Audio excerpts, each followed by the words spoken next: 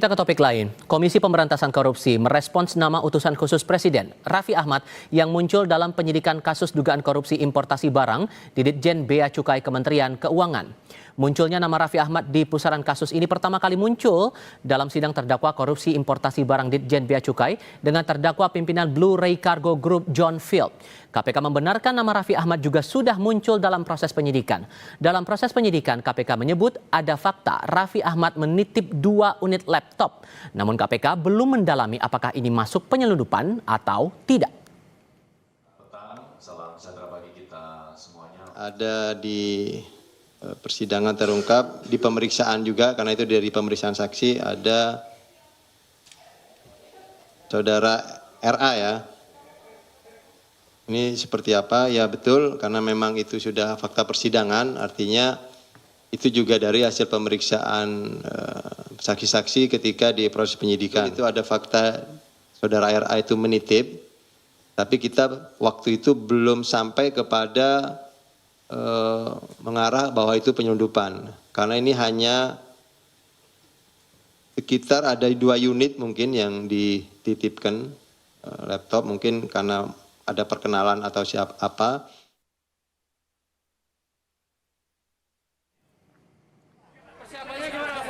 Setelah namanya muncul di sidang kasus korupsi Bea Cukai, Raffi Ahmad meminta pendampingan hukum dari pengacara Hotman Paris. Lewat akun Instagram pribadinya, Hotman memastikan Raffi akan menjelaskan soal namanya yang muncul dalam sidang kasus korupsi Bea Cukai.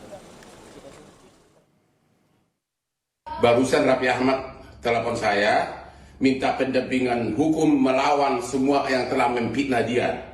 Ya, katanya nama dia disebut-sebutkan dalam sidang soal Blue Ray Cargo Import, ya. Oke, kami sudah sepakat sama Raffi Ahmad akan melakukan konferensi pers di hari Kamis ini jam 2.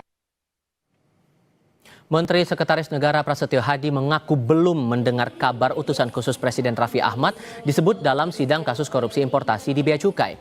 Ia menyampaikan saat ini pemerintah fokus pada penyelesaian masalah ekonomi.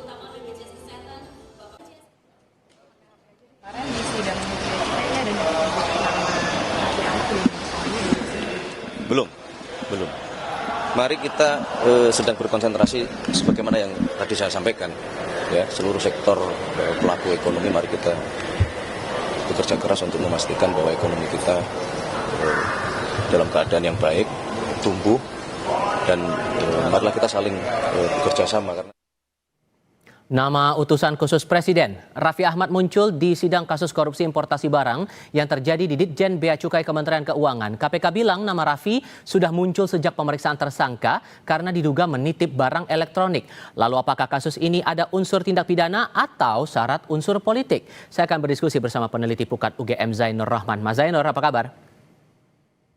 Kabar baik, Bang Tifal. Terima kasih sudah bergabung bersama kami. Kalau merujuk pernyataan dari PLT penyidik KPK, Taufik A. Hussein menyampaikan belum termasuk dalam kategori penyelundupan. Sesungguhnya sesuatu dianggap kategori penyelundupan kalau apa? Sederhananya, Mas. Ya, kalau sesuatu itu dimasukkan ke Indonesia atau keluar Indonesia tidak sesuai dengan ketentuan tentang bea cukai gitu ya. Jadi ini sebenarnya harus didalami oleh KPK terlebih dahulu sebelum mengambil satu kesimpulan. Cara melakukan pendalaman, Bang Tifal, yang pertama tentu JPU KPK perlu untuk memperdalam ketika melakukan pemeriksaan terhadap saksi-saksi maupun pihak lain termasuk tersangka di dalam proses persidangan. Yang kedua, Bang Tifal, jika dibutuhkan KPK dapat melakukan pemanggilan terhadap yang bersangkutan RA ini atau juga pihak Blue Ray itu sendiri di tahap pemeriksaan. Itu belum untuk perkara gitu ya, baru sekadar tahap konfirmasi. Jadi memang harus dilengkapi dulu data-datanya, keterangannya, informasinya, baru kemudian diambil satu kesimpulan, Bang Tifal. Oke, sehingga menurut Anda tidak bisa serta-merta merujuk pada fakta dalam persidangan si John Field ini, tapi harus ada pemanggilan terhadap Raffi Ahmad juga, begitu? Selama memang dibutuhkan keterangan, maka cara untuk dapat memperoleh keterangan tersebut adalah dengan melakukan pemanggilan, dipanggil.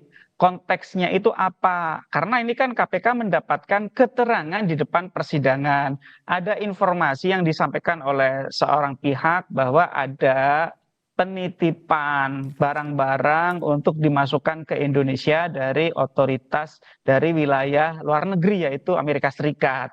Nah, tentu kan konteksnya itu apakah konteksnya ini adalah importasi? Kalau importasi maka harus sesuai dengan ketentuan-ketentuan peraturan perundang-undangan di bidang bea dan cukai. Kalau ini bukan merupakan importasi, ini maka konteksnya apa? Apakah titip secara pribadi?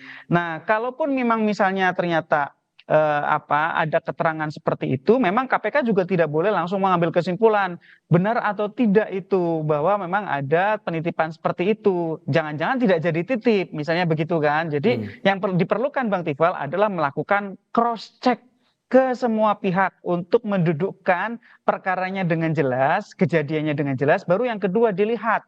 Kalau memang ada sebuah kejadian, apakah kejadian tersebut merupakan satu bentuk pelanggaran hukum atau bukan, Bang Tifal? Tapi kalau saat ini Anda melihatnya, sorry saya potong, tapi kalau kemudian Anda melihat konstruksi yang ada sekarang setidaknya dari sidang John Field itu tadi, Anda melihat ada pelanggaran nggak dari situ? Ya, saya lihat karena belum ada cross check yang cukup gitu ya, susah juga kita mengambil kesimpulan Bang Tifal. Kalau itu barang memang benar-benar dimasukkan ke Indonesia tidak sesuai dengan ketentuan di bidang bea dan cukai, itu penyelundupan kan. Nah, kalau penyelundupan, KPK tidak berwenang Bang Tifal menangani kasus penyelundupan. Yang menjadi kewenangan KPK itu adalah perkara tindak pidana korupsi dan perkara yang terkait dengan tindak pidana korupsi, misalnya TPPU-nya gitu. Kalau penyelundupan itu menjadi kewenangan dari PPNS di bea dan cukai gitu ya.